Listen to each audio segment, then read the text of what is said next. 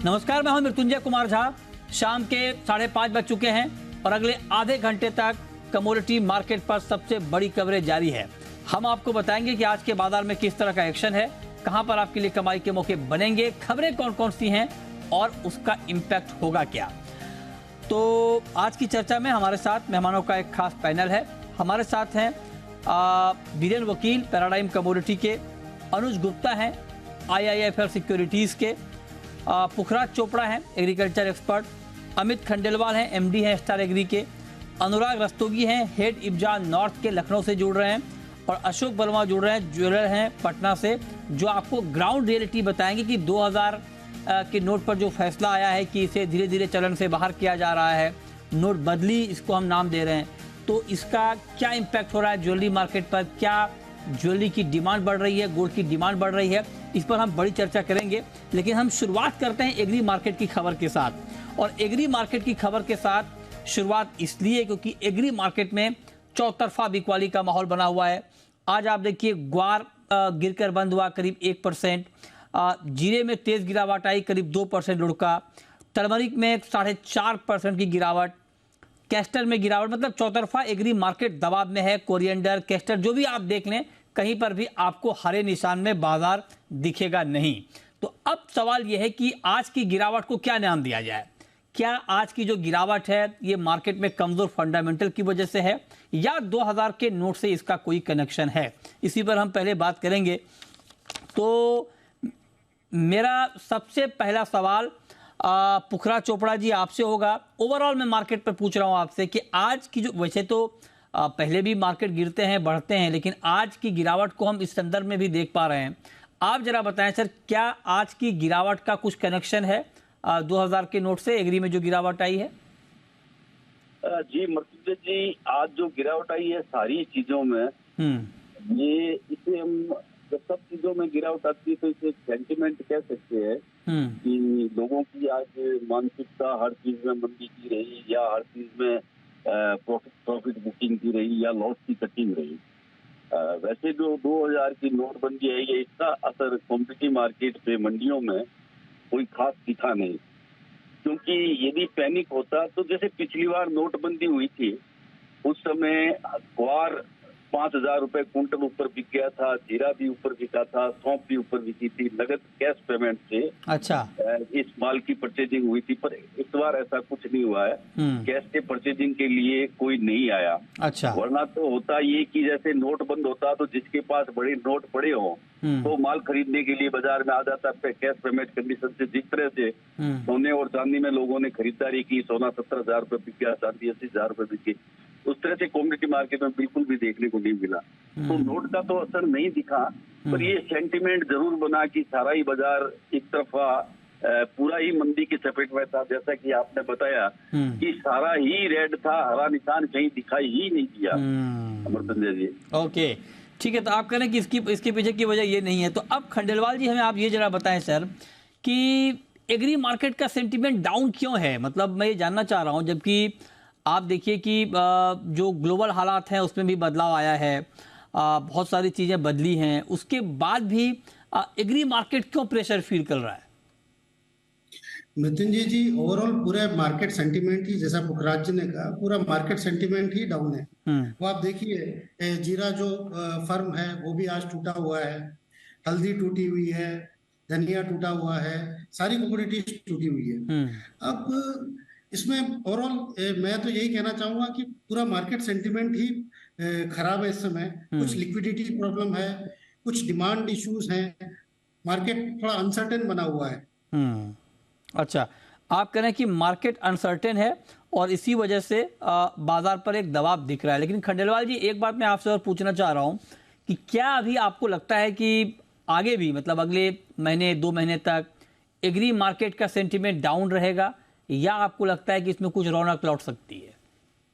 देखिए, अगर जैसे एक हमको ये समझना पड़ेगा कि आने वाला साल इलेक्शन ईयर है, तो ऑयल सीड, पल्सेस और खासकर वीट, इनके दामों में बहुत बड़ी तेजी हमको देखने को नहीं मिलेगी। ये अच्छा, हमें बिल्कुल समझ करके चलना चाहिए, क्योंकि इलेक्शन ईयर है। हम सब जानते हैं कि प्राइसेस बहुत ज्यादा नहीं बढ़ पाएंगे। मसालों पे उतना दबाव नहीं होता है सरकार का या किसी का भी, और उसकी खपत हाउस होल्ड में बहुत छोटी होती है, तो उसकी पॉकेट पे भी बहुत फर्क नहीं पड़ता है। तो उसमें मैं समझता हूँ कि आगे आने वाले समय में कुछ तेजी देखने को, सुधार देखने को मिलेगी। अच्छा, तो आप कह रहे हैं कि आगे कुछ तेजी की उम्मीद बन रही है। बीरेन जी, आप जरा बताएं सर, आज की गिरावट को आप क्या नाम देंगे?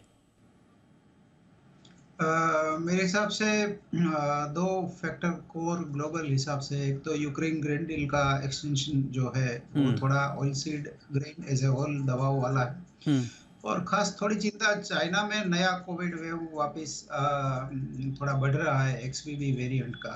मुझे थोड़ा वो शायद लग रहा है कि क्योंकि पिछले एक वीक से चाइना में से जो डेटा आ रहा है बेहद ही खराब आ रहा है। अच्छा। मैन्युफैक्चरिंग, फिर डिफ्लेशन, हर डेटा चाइना का काफी खराब है। जो पहले ये मेटल से शुरू हुआ था ये दबाव, अब शायद ये एग्री में भी आया है। ओके, तो आप कह रहे हैं कि मेटल से शुरू हुआ, एग्री में भी आया है। पुखराज जी, अगर मैं आपसे पूछूं सर कि आगे एग्री मार्केट का सेंटीमेंट कैसा रहेगा आपके हिसाब से, और क्या, चाहे वो, चूंकि जीरे में तो हमने बड़ी तेजी देख ली, लेकिन ग्वार उस तेजी से अभी भी दूर है, अभी भी वंचित है, तो क्या आगे कुछ रौनक की उम्मीद करें? निश्चित रूप से रौनक की उम्मीद कर सकते हैं। वैसे तो रौनक नहीं आए तो अच्छा है, पर उम्मीद इसलिए कि पूरे साल के लिए हर खाद्य पदार्थ के लिए आने वाला मानसून महत्वपूर्ण है। इस मानसून की जो भी घटनाएं होगी, मानसून किस तरह का रहेगा, ये सारी तेजी मंदी का निचोड़ इसमें आएगा। इसमें कहीं भी कोई दूसरा रोल न होके पूरी तरह से ये मानसून पर होगा।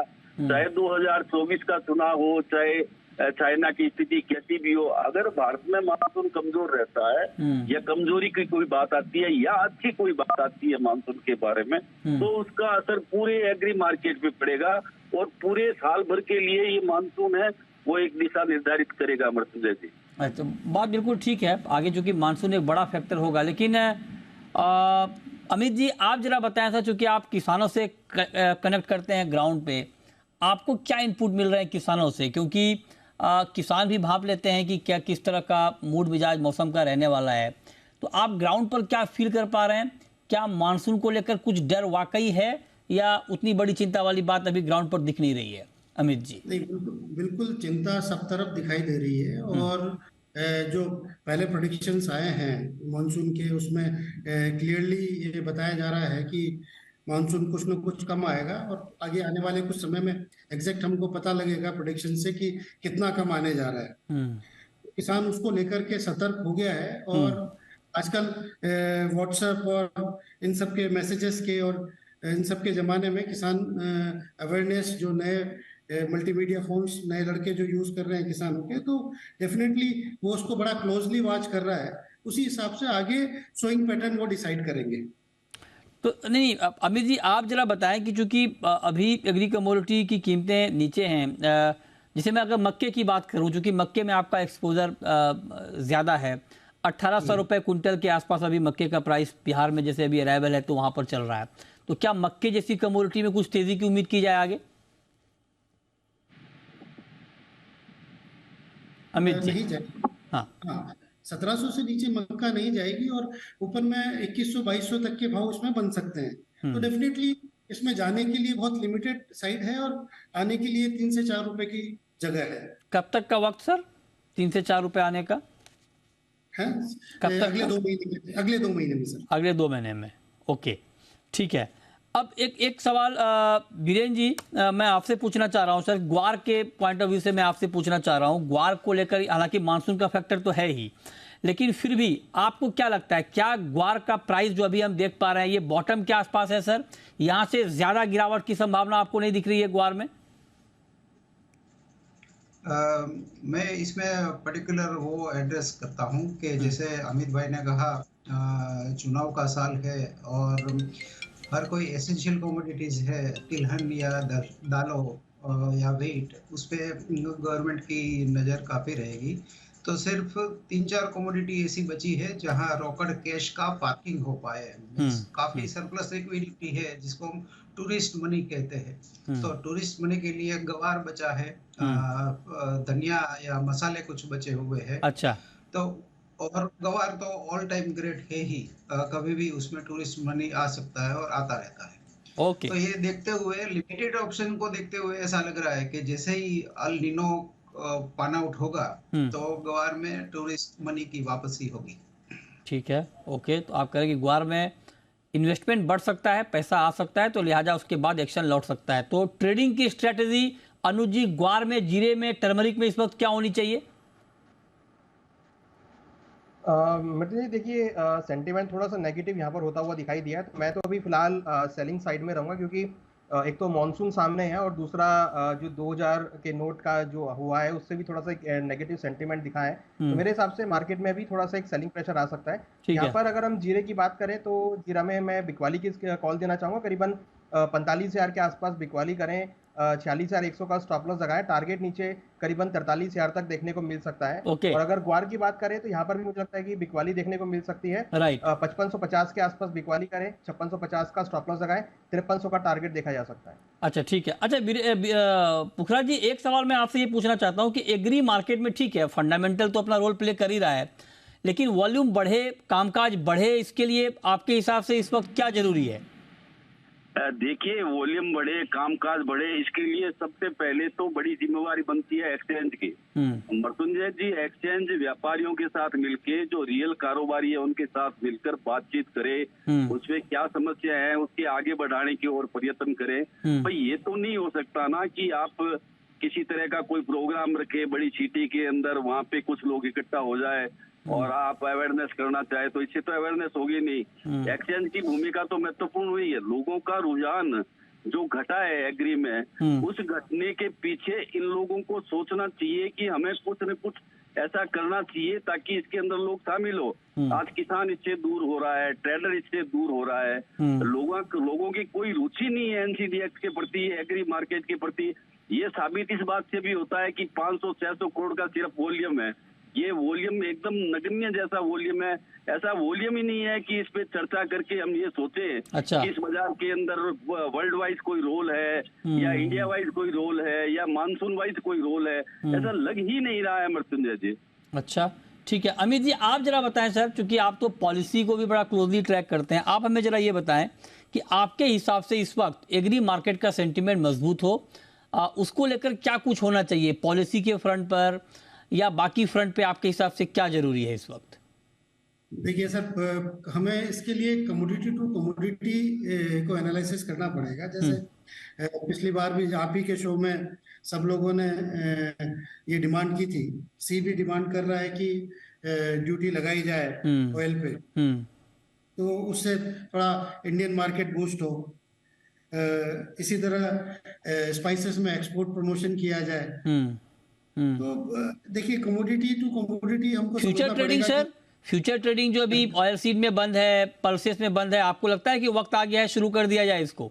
अमित जी, देखिए, ये तो लास्ट ईयर ही हो जाना चाहिए था, जिसको गवर्नमेंट ने 1 साल के लिए दिसंबर 2023 तक के लिए बढ़ा दिया था। तो इससे तो बहुत फर्क पड़ा है। आज कोई भी आदमी एक्सचेंज में, किसी को क्लियर विजिबिलिटी नहीं है, प्राइसेस विजिबल नहीं है और एक्सचेंज पे डिपॉजिट नहीं हो सकता, लेने वाले को माल नहीं मिल रहा, बेचने वाले को जगह नहीं मिल रही है। तो ये तो अगर कॉन्ट्रैक्ट चालू हो जाए तो इसका बहुत फायदा फार्मर्स को, ट्रेडर्स को और मिलर्स को, सबको मिलेगा। अच्छा, तो आप कह रहे हैं कि अगर वायदा शुरू होगा तो इसका फायदा किसानों को भी मिलेगा, ट्रेडर को भी मिलेगा, मिलर्स को भी मिलेगा। देखते हैं इसको लेकर क्या कुछ होता है, जो कंसर्न आप लोगों ने जाहिर किया है। बहुत शुक्रिया अमित जी आपका, पुखराज जी आपका, हमारे साथ जुड़ने के लिए और डिटेल में एग्री मार्केट पर बात करने के लिए। आगे बढ़ते हैं, अब बात करते हैं गोल्ड की ज्वेलरी की। गोल्ड ज्वेलरी की बात इसलिए क्योंकि 2000 नोट को लेकर जो खबर आई कि अब धीरे धीरे ये चलन से बाहर हो रहा है, उसके बाद ज्वेलरी मार्केट की क्या तस्वीर है ये हम आपको एक एक करके दिखा रहे हैं। अब हम आपको दिखाएंगे कि लखनऊ और पटना, इन दोनों जगहों पर इस खबर के बाद किस तरह का सेंटिमेंट है। हमारे साथ दो ज्वेलर जुड़े हैं, पटना से अशोक वर्मा जी हैं और लखनऊ से अनुराग रस्तोगी जी हैं। आप दोनों का बहुत स्वागत है। आप अनुराग जी, आप जरा बताएं सर, क्या लखनऊ का जो मार्केट है ज्वेलरी का, वहां पर ज्वेलरी की डिमांड बढ़ रही है, लोग आ रहे हैं सर खरीदने, ज्यादा डिमांड दिख पा रही है पिछले 2-3 दिनों में? सर सबसे पहले तो आपके सारे व्यूअर्स को मेरा नमस्कार। जो आपने बताया, इससे कोई भी जितनी भी न्यूज है, ये बहुत बड़ी भ्रामकता चल रही है ज्वेलरी सेक्टर को लेकर के। तो पिछली बार की तरह इस बार भी बहुत सारे लोग एकदम से ज्वेलरी खरीदने के लिए मार्केट में आ गए हैं, पर ऐसा कोई भी नहीं है। आराम से रिटेल में जितनी भी गृहिणियां थी, जिन्होंने कुछ अपने मनी सेविंग की हुई थी, वो लोग अपनी जरूर परचेजिंग कर रहे हैं। लेकिन एकदम से कोई भीड़ नहीं आया है मार्केट में, और किसी प्रकार का कोई ऐसा पैनिक पोजीशन नहीं है। आराम से सब लोग आ रहे हैं, और एक मिडिल क्लास ट्रेडे में ही डीलिंग हो रही है और सेल हो रही है, तो एक्स्ट्रा पैनिक पोजीशन नहीं है। नहीं, तो डिमांड नहीं बढ़ रही है सर? डिमांड बढ़ने की खबर तो आ रही है अनुराग जी। बिल्कुल डिमांड बढ़ने की खबर आ रही है सर, क्योंकि जब भी कभी कोई ऐसा एक वाकया होता है, तो नेचुरली उसका साइड इफेक्ट आता है। तो बहुत सी महिलाएं, और हम आप जानते हैं हमारे देश में महिलाएं कहीं ना कहीं अपनी सेविंग जरूर रखती हैं। 2000 के नोट में डिमांड आ रही है? 2000 के नोट में जी, 2000 के नोट के साथ लोग आ रहे हैं खरीदने ज्वेलरी? सर 2000 के नोट से भी लेने के लिए लोग आ रहे हैं, और आराम से उनको पूरी तरह से मार्केट हमारा रेडी है। ठीक है, आराम से मिल रहा है जेवर 2000 के नोट से। किसी भी प्रकार की कोई दिक्कत नहीं हो रही है। ओके, और आराम से वो सारे रुपए, सारे जेवर्स आराम से बैंकों में जमा कर पा रहे हैं। किसी प्रकार का कोई प्रॉब्लम ठीक है, ठीक है। अशोक वर्मा जी भी हैं हमारे साथ पटना से। अशोक जी, बहुत बहुत स्वागत है आपका। पटना की जो ज्वेलरी का मार्केट है, उसका क्या हाल है सर? क्या वहां पर भी डिमांड अच्छी आ रही है अभी पिछले 2-3 दिनों में 2000 की नोट की खबर के बाद? नहीं सर, ऐसा तो कुछ नहीं है। पहले तो मृत्युंजय जी नमस्कार। हाँ। और अभी ऐसा 2000 की नोट का कोई मारामारी नहीं है, और ना ही उसके वजह से बहुत ही लोग भीड़ लगा रहे हैं। आज तो मैं खुद भी चल करके गया बैंक में भी। अच्छा। और बैंक में भी देखने के लिए गया कि वहाँ पे क्या स्थिति है 2000 के नोट की। लेकिन वहाँ पर भी देखा कि जो कस्टमर 2000 के नोट ला रहे हैं, बैंक वाले भी बहुत आसानी से उसको लेकर के और उसको उनके अकाउंट में जमा कर दे रहे हैं, किसी पूछताछ के। अच्छा। और हम लोग अपनी दुकानों पे भी देख रहे हैं कि कहीं कोई मारामारी नहीं है। जो रेगुलर से हो रहा था वैसे ही हो रहा है काम। कहीं कोई पैनिक नहीं है, कहीं कोई वो मारा दाढ़ी वाले नहीं है कि हमको 2000 का नोट है, हमारा एक्सचेंज कर दीजिए, बदल दीजिए, ऐसा कुछ नहीं है। लेकिन अशोक जी, कुछ खबर आ रही है कि प्रीमियम पर आप लोग गोल्ड बेच रहे हैं, मतलब आपसे मतलब ज्वेलर, ऐसी खबर भी रिपोर्ट हो रही है। क्या ये बात ठीक है, सच है? नहीं सर, ये जो भी बातें हैं सब अफवाह हैं। कहीं कोई ऐसा नहीं है, चूंकि गवर्नमेंट ने अचानक इसको अनाउंस नहीं किया, इसके लिए एक अच्छा खासा समय दे रखा है, तो इसलिए कहीं कोई प्रीमियम वाली बात नहीं है। अच्छा, हालांकि आप लोग ये बोल भी नहीं सकते हैं खुल के कि हाँ प्रीमियम चार्ज हो रहा है। अनुराग जी? सर वाकई मतलब कहीं कुछ इस तरह का नहीं हवा नहीं है, और जो लोग भी कर रहे हैं ये अफवाह है सर। अच्छा, अनुराग जी, लखनऊ के मार्केट में कुछ प्रीमियम सेल हो रहा है? मृत्युंजय जी, ये आज भी मैंने सारे मीडिया में, पूरे मीडिया में मैंने इसका खंडन किया है। सुबह सारी पेपर्स में, सारे टीवी में मैंने इसका खंडन किया है आज, और पूरी तरह से मैं इसका आपके टीवी के माध्यम से भी खंडन करता हूँ। आप आराम से हमारे लखनऊ की मार्केट में, बल्कि पूरे प्रदेश की मार्केट में आइए, और आराम से अगर आपको कोई भी सोने की ज्वेलरी या सोना लेना है तो वो पूरी तरीके से, और इसके लिए काफी सरकारी एजेंसियां और काफी पत्रकार बंधुओं ने भी इसका एक गुप्त रूप से इसका सर्वे भी किया है, लेकिन ऐसी कोई खबर पाई नहीं गई है। इस कुछ लोगों द्वारा भ्रामकता फैलाई गई है, और इसकी कहीं किसी प्रकार की कोई खबर में कोई सच्चाई नहीं है। आप चूंकि इफ्जा के नॉर्थ हेड हैं, आपकी बात की अहमियत है रस्तोगी जी, तो आप सोच समझ कर बोलें, क्योंकि वहाँ पे मीडिया वाले लगातार स्टिंग ऑपरेशन भी कर रहे हैं, पता कर रहे हैं क्या प्रीमियम पे तो नहीं बिक रहा है। तो आपकी ये बात रिकॉर्ड भी हो रही है, तो आप जरा एक बार फिर से सोच लें, क्या आपके संज्ञान में है ऐसा कुछ प्रीमियम सेल वाली खबर? सर, प्रीमियम सेल वाली खबर बिल्कुल भी मेरे किसी भी प्रकार की संज्ञान में नहीं है, और अगर इस प्रकार की कोई खबर हम लोगों के संज्ञान में आएगी तो सबसे पहला उसका विरोध करने वाले हम ही लोग होंगे, क्योंकि हम किसी भी प्रकार की इस तरीके की अनैतिक काम को बढ़ावा नहीं देते हैं। हम हमेशा इन कार्यों का विरोध करते हैं जो हमारी ज्वेलरी इंडस्ट्री के लिए और आम आदमी के हित में न हो करके उसके विरोध में।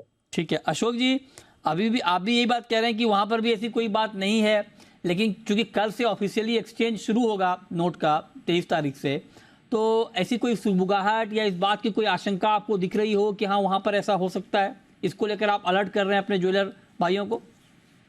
सर, पिछले 2 दिनों से हम लोगों की बराबर न्यूज़ें अखबारों में छप रही हैं, और कई मीडिया भाई भी हम लोगों से यही बात कहे हैं, लेकिन कहीं पर कोई प्रीमियम की बात नहीं है, कोई मतलब समझिए कि कोई घबराहट किसी ज्वेलर्स के अंदर नहीं है।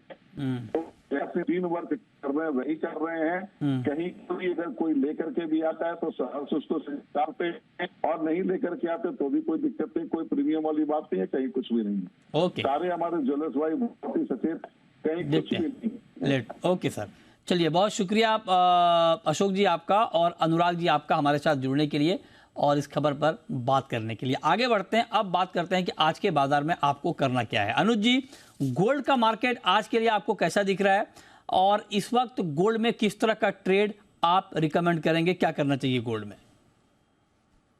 मतलब देखिए, गोल्ड एक रेंज बाउंड टेरिटरी में है। हालांकि हमने फ्राइडे को इवनिंग में एक अच्छा बाउंस बैक आते हुए देखा था और प्राइस अगेन 60,000 के ऊपर सस्टेन होते हुए दिखाई दी है। तो मुझे लगता है कहीं ना कहीं 60,000 का काफ़ी स्ट्रॉन्ग सपोर्ट गोल्ड ने बना लिया है और $1960 इंटरनेशनल मार्केट में। तो यहाँ पर मैं बाय कॉल ही देना चाहूँगा। अगर प्राइस नीचे डिप लेते हैं करीबन 60,050 के आसपास तक, तो वहाँ पे खरीदारी करना चाहिए। 59,650 का स्टॉप लॉस लगाए, टारगेट ऊपर 60,600 तक देखने को मिल सकता है। तो मेरे हिसाब से गोल्ड में बाय ऑन डिप्स की स्ट्रेटेजी रखनी चाहिए। इंटरनेशनल मार्केट में एक्सपेक्ट कर रहा हूँ कि $1985-1990 तक के लेवल देखने को मिल सकते हैं। तो गोल्ड के अंदर खरीदारी का ट्रेड बना के चल सकते हैं। ओके, आपका व्यू सिल्वर के ऊपर क्या है बीरेन जी? चांदी में किस तरह का ट्रेड इस वक्त आप रिकमेंड करेंगे ऐसे मूड माहौल में? सिल्वर में 73,500 के आसपास में शॉर्ट प्रेफर करूंगा। 74,300 का स्टॉप लॉस रहेगा और 72,100 का टारगेट रहेगा। फिलहाल तो सीमित दायरे का बाजार है। जब तक ये 1 जून का वो डेडलाइन खत्म नहीं होता यूएस डेट सीलिंग का, तब तक ये सीमित दायरे का बाजार लग रहा है। अच्छा, ठीक है। तो आप कह रहे हैं कि एक रेंज का मार्केट लग रहा है, इस पर आप नज़र रखिए और इस पर आप नज़र बनाकर चल सकते हैं। ठीक है, आगे बढ़ते हैं और अब बात करते हैं क्रूड की। कच्चा तेल इस वक्त करीब 0.25% ऊपर है, 5,968 के स्तर पर ट्रेड हो रहा है, 39 रुपए की तेजी दिख रही है। तो अनुज जी, क्रूड में क्या कोई बाइंग का लेवल अभी आपको दिख रहा है इस भाव पर?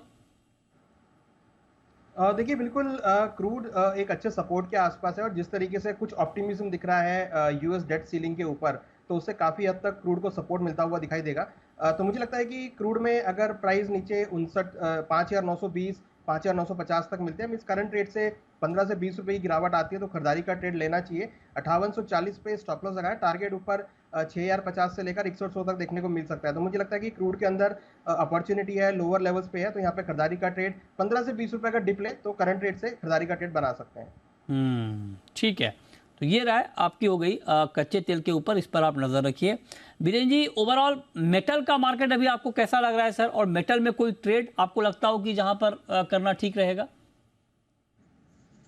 काफी ओवरसोल्ड है, हल्का सा बाउंस शायद आ सकता है, तो मैं कॉपर में बाइंग प्रेफर करूंगा 715 के आसपास। 707 का स्टॉप लॉस रहेगा और 725 730 के बीच का टारगेट रहेगा। अच्छा, कॉपर के अलावा अनुज जी और कहीं पर आपकी नजर बेस मेटल्स में? देखिए, बेस मेटल में एल्युमिनियम एक अच्छा काउंटर लग रहा है और हम देखें तो कंटिन्यूअसली ये 205 के ऊपर सस्टेन करता हुआ दिख रहा है। एक लोअर लेवल से हमेशा बाइंग देखने को मिलती है। तो एल्युमिनियम में 207 208 के आसपास खरीदारी का ट्रेड लें, 205 पे स्टॉप लॉस लगाएं, टारगेट 212 तक देखने को मिल सकता है। तो एल्युमिनियम मुझे लगता है कि काउंटर हो सकता है जहां पर खरीदारी का ट्रेड बना के चल सकते हैं। ओके, एल्युमिनियम में आप कह रहे हैं कि बाइंग का ट्रेड बनाकर चल सकते हैं, इस पर आप नजर रखिए। 209 रुपये 20 पैसे का लेवल इस वक्त एल्युमिनियम में दिख रहा है। ओके, आगे बढ़ते हैं। नेचुरल गैस, जी हाँ, यहाँ पर करीब 3% की गिरावट है, 208 रुपये के आसपास है भाव। बीरेन जी, क्या, हालांकि ये काउंटर बहुत ज़्यादा वोलेटाइल होता है आमतौर पे, तो आपके हिसाब से क्या किया जाए अभी नेचुरल गैस में? जून महीने का जो अगला कॉन्ट्रैक्ट है उसमें मैं इसमें कॉन्ट्रा व्यू में मैं बाइंग ऑन डिप्स में जाना प्रेफर करूँगा। 212 के आसपास, 202 का स्टॉप लॉस और 240 245 240 245 का टारगेट, और ये 8-10 दिन की अवधि वाला पोजिशनल कॉल है। ओके, चलिए, बहुत शुक्रिया बीरेन जी आपका और अनुज जी आपका हमारे साथ जुड़ने के लिए, बताने के लिए कि कहां पर कमाई के मौके बन सकते हैं। तो फिलहाल इस शो में इतना ही।